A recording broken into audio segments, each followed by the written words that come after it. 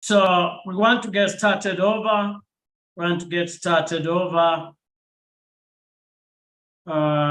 Good evening, servant of God, Ross. Good evening, Lily David. Good evening, sir. I'm well, thank God. Amen. Right. Good evening, Bishop Brown. Good evening, Dr. Virginia. Good evening, Good Leo. evening, Eminence. I'm here this evening. Thank you. Right. Wonderful. Good evening, His Eminence. I am here with you, sir. God bless you, sir. What a blessing. What a pleasure. I didn't hear from Rose Moai. Good evening, Priscilla. Good evening. Right. Good. So allow me to right away. I want to share the module.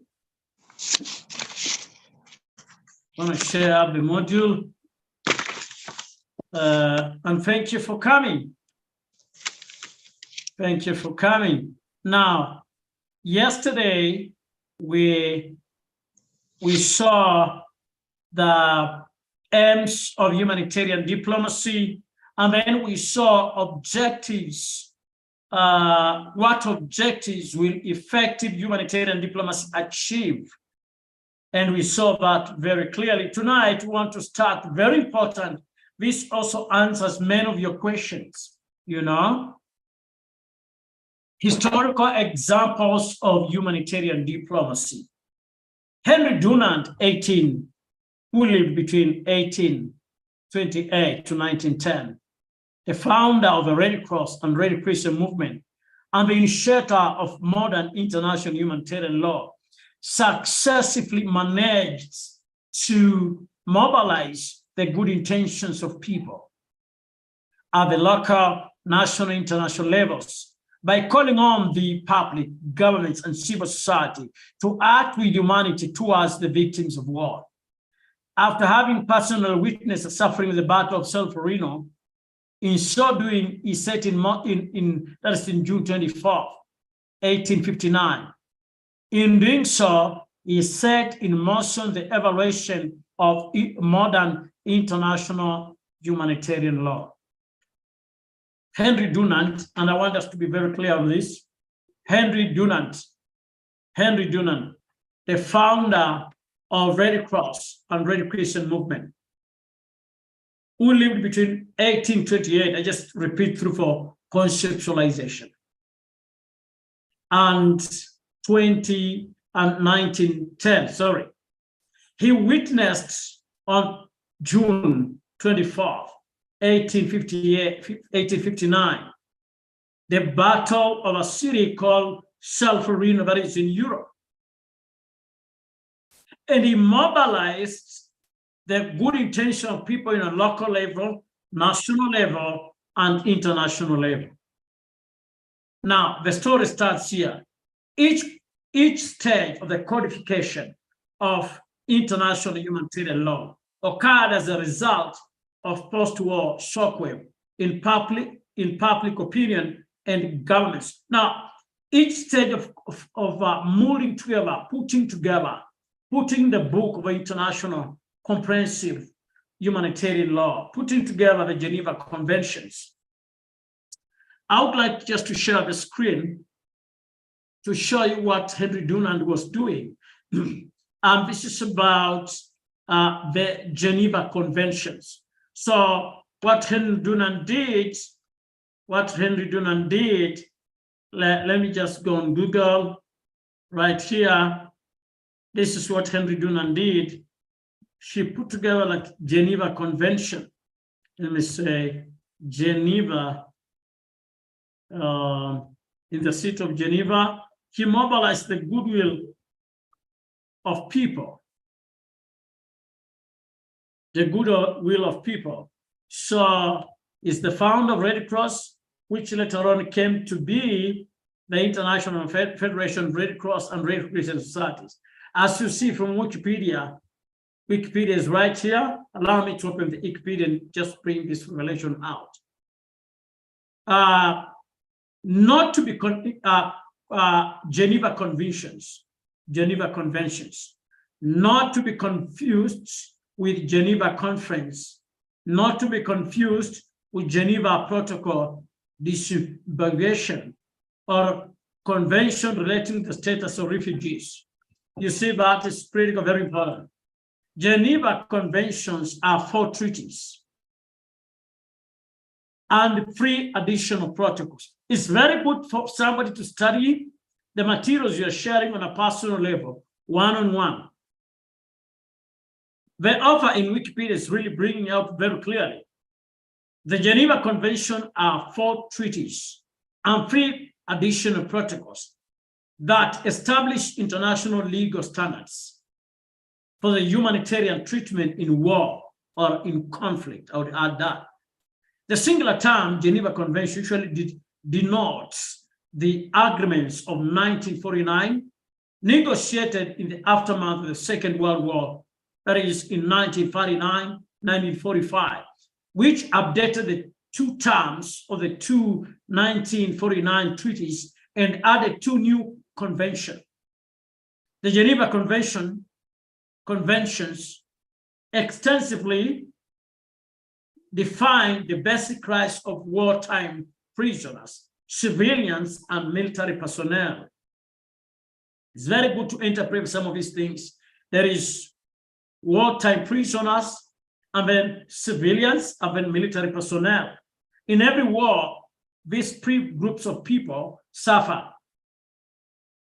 Wartime prisoners, civilians, and military personnel, establishing protection for the wounded, the sick, and provided protection for the civilians in and around the war zone.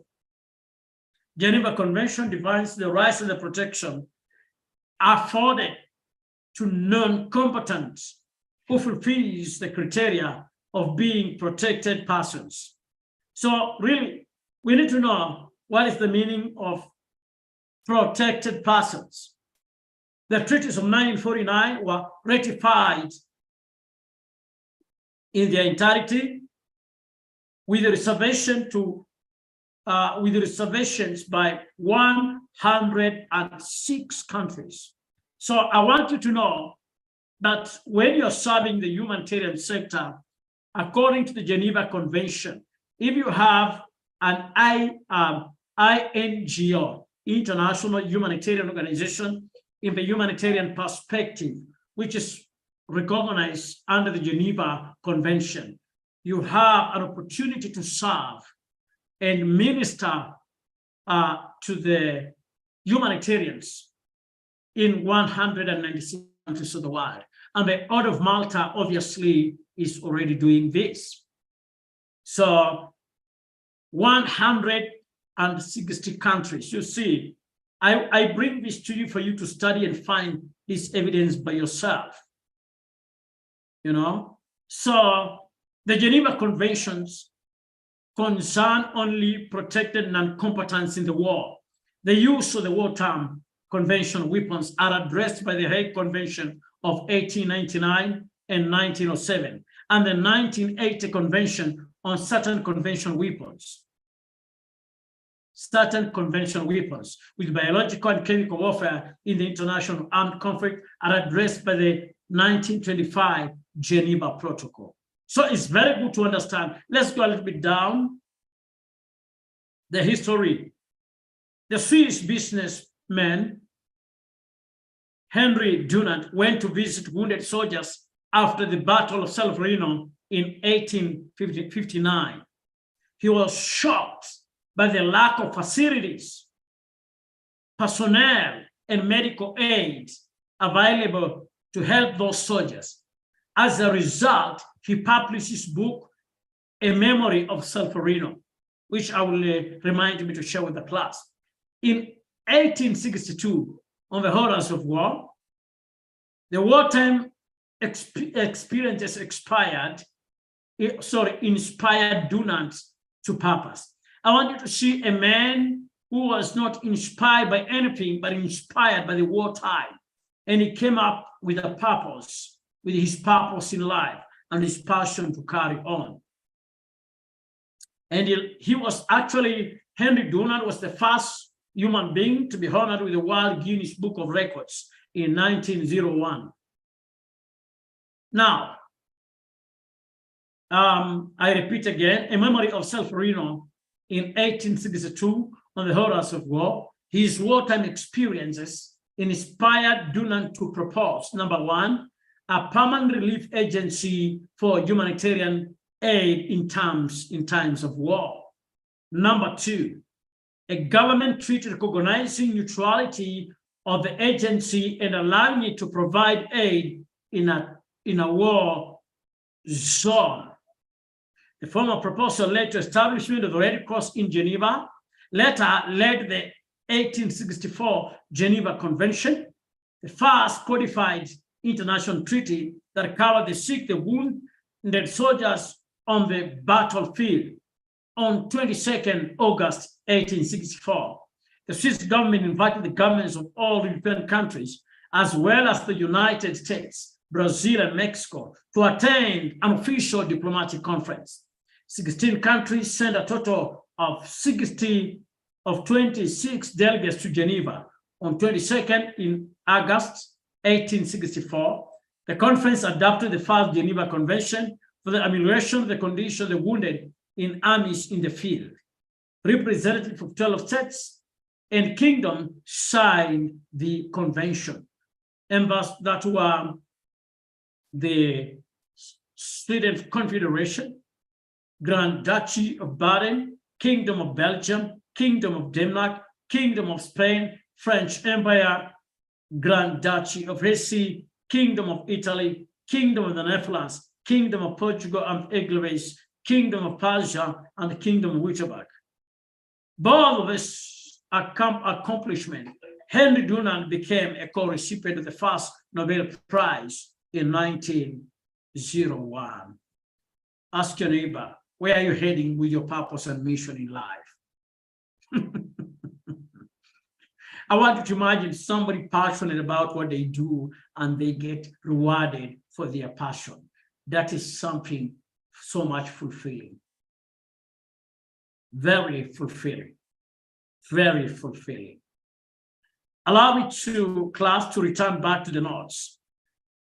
Number one, okay, I was saying each stage of the codification of international humanitarian law occurred as the result of a post-war shockwave in public opinion and governments. A collective painful process of learning. This codification occurred after the following traumatic events. Number one, the Battle of Solferino between Austria and French armies was the impetus of the First Geneva Convention, a result of the First Geneva Convention in 1864. And what was it doing? Protecting military wounded on the land. You say that the purpose, somebody will ask you, what are you studying? You'll say, I am studying humanitarian diplomacy. Okay, they will ask you, what was the purpose of the First Geneva Convention? And where did it happen? It was in Solferino, between the Austrian and the French armies. You see that? And what was the purpose of that convention? Protecting military wounded on the land, not wounded in the air, not wounded in the sea. You see that? Number two, the naval battle of Tsushima in 1905 between the Japanese and the Russian fleets prompted an adjustment of the Convention on War at Sea in 1907, extending protection to military shipwrecked. You have seen an organization like Red Cross because it goes to take the wounded in the battlefield. If you're known and understood with both parties who are warring, they're able to provide with medication and other humanitarian services because they recognize you and they must respect the international humanitarian law, which is really covering the wounded, the sick. Let me go to see the third convention. The World War then brought about the two 1929 convention, including much broader protection of the prisoners of war. The fourth World War II led to the 1949 Convention, and extensive regulations of the treatment of civilians in occupied territories and internment. Look at that. Maybe we've been praying and say, oh God, open the doors. This is big. You can reach internment all over the world. And remember, one was the aims of humanitarian diplomacy: get access to the prisoners who are vulnerable. And even not just prisoners, anybody gain access. You are allowed by the Geneva Convention, where 196 countries of the third planet are signatories to that. Interesting. So the World War II led to the fourth 1949 Convention, and extensive regulations on the treatment of civilians. How do we treat civilians who are in the territories of war? And also people who are in prison, like the internments. An extensive regulation. So the 1949 Geneva Convention, along with the UN Charter of 1945, that is when the General Assembly was started and formed, and the Universal Declaration of Human Rights in 1948. So we have to understand that there's a difference between humanitarian diplomacy and the Universal Declaration of Human Rights. Humanitarian diplomacy was started much earlier by Henry Dunant, but the Universal Declaration of Human Rights got started in 1948 as the result of the tragedies of millions of civilians and prisoners of total war and genocide in Europe and in Asia.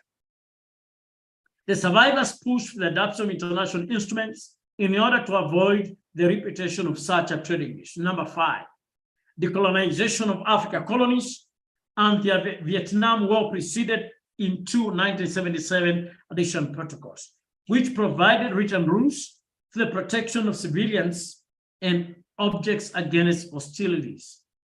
Number 6, a World War campaign in full partnership between governments, United Nations agencies, the Red Cross and Red Crescent movement, and NGOs, stressing that human suffering and socioeconomic costs caused by anti-mine personnel and personnel mines resulted in the total ban on anti-personnel landmines signed in Ottawa on 4th December 1977.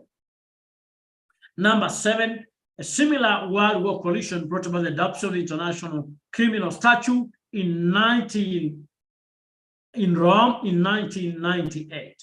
So we have to understand that is about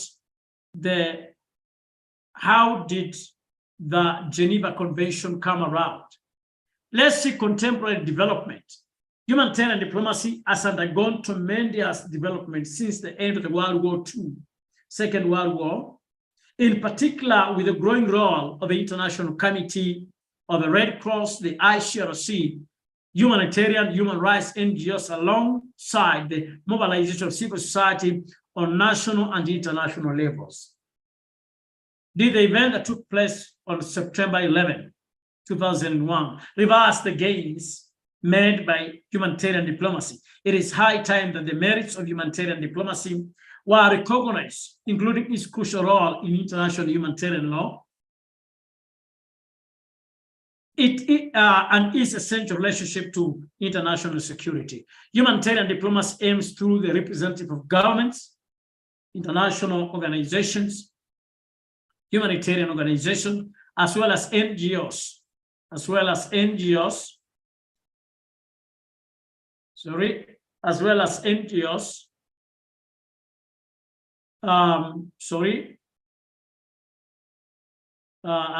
NGOs, alongside mobilization of civil society on national and international level. Did the event that took place on September 11, 2001 reverse the gains made by humanitarian diplomacy? It is high time the merits of humanitarian diplomacy were recognized, including its crucial role on international humanitarian law and its essential relationship to international security.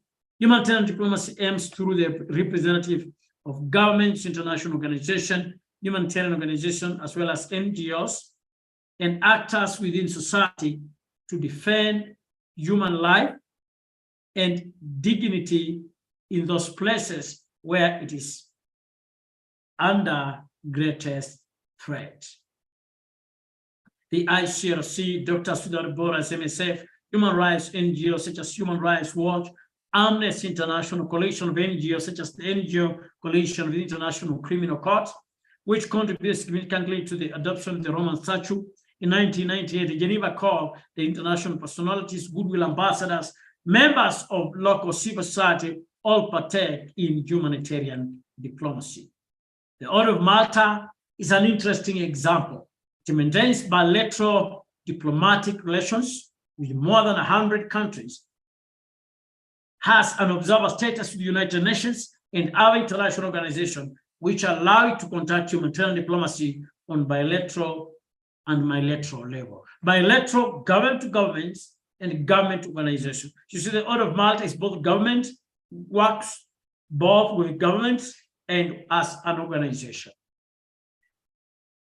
Right, members of this class, I want to bring you back to attention. Tomorrow we start with the legal context.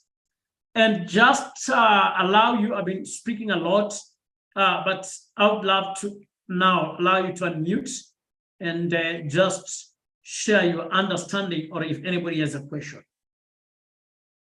before we close. Please let us unmute according to the rules of the class so that we are able to answer our questions. Please go ahead.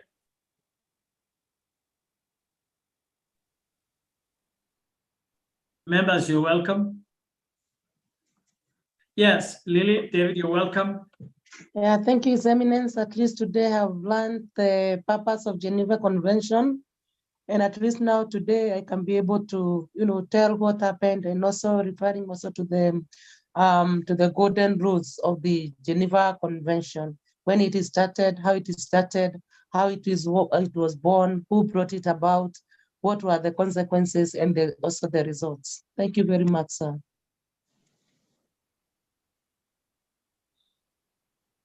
Amazing. Amazing. So that is very good. Yes, Virginia, welcome.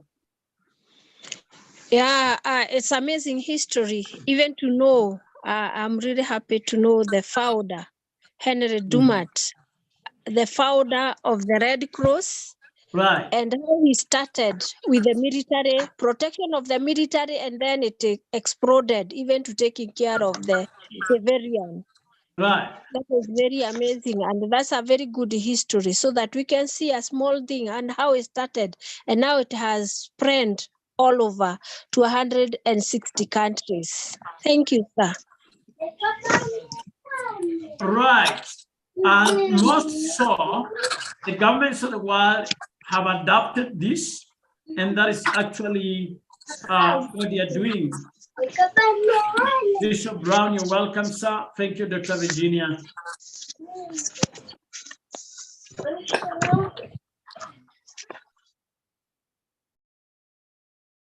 Bishop Peter? Okay, Dr. Brown. Yes.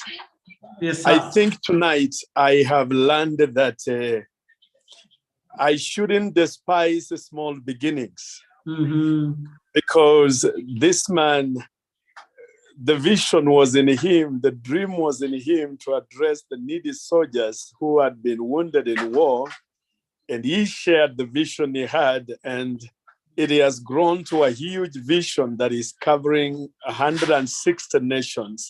Therefore, my takeaway tonight is, if I see any need among humans, I shouldn't consider it light. I should just begin it, and once I share it, I will find people who will come in and share in the same vision, and it can grow. I think it can begin small and it ends big. Excellent, excellent. Thank you for that. Thank you too, His Eminence. Thank you too. You're welcome, sir. Yes. Any other person? Yes, Your Eminence. This is Peter. Amen. Thank you so much for your clarifications and taking us through.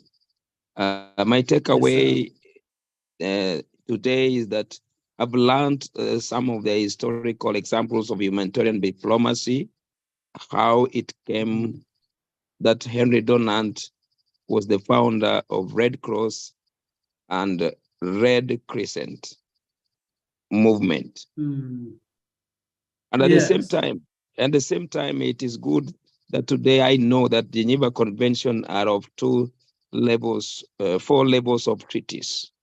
Thank you so much. I've been reading this across, but I would not have an inner understanding like today. Wonderful. Welcome, sir. Priscilla. Yes, thank you so much, Your Eminence. I have learned how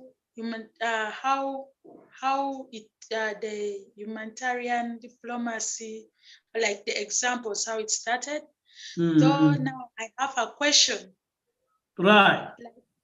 Like for example, if a government of a particular country refuses to cooperate with these maybe like the organizations, like for example, we have the Geneva Convention, will they be helped in times of crisis, or they will also leave them like that? Good I can question. give an example, like for example, the Order of Malta, and then there are governments which maybe for them they refuse to work together with that. So in times of crisis or conflicts, can they be helped? Yes, every nation that is, for example, let me give an example. You're in a family, and then all of you agree that you're going to do a particular thing, all of you as a family, and you put it in writing. When one member of that family of yours refuses to do what they're supposed to do, what do you call that? They'll be breaking the agreement of the law. You see that? So all the countries to the Geneva Convention, they need to adhere and also help other countries to do the same. So what I'm saying is, if a country is in a need, that need is honored by the protocols that are required. If you need humanitarian aid, humanitarian assistance, maybe it is the earthquake, just like you saw in Turkey, conflict in Congo, Sudan. So the purpose of humanitarian diplomacy is to bring that kind of an awareness that, oh, come on, we need to protect these people, the vulnerable people suffering, the people who are in this, like the way you see in Ukraine and Russia. That kind of war has really affected Southern Sudan, has really affected Africa and the economies of the Europe and other parts of the world.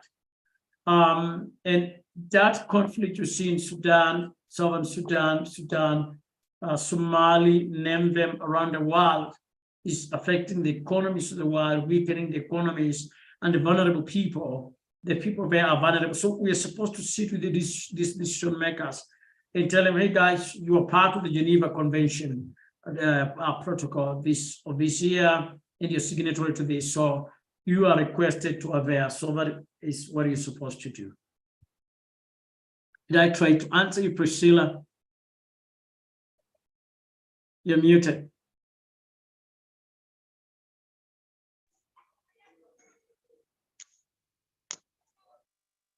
You're fine now. Yes.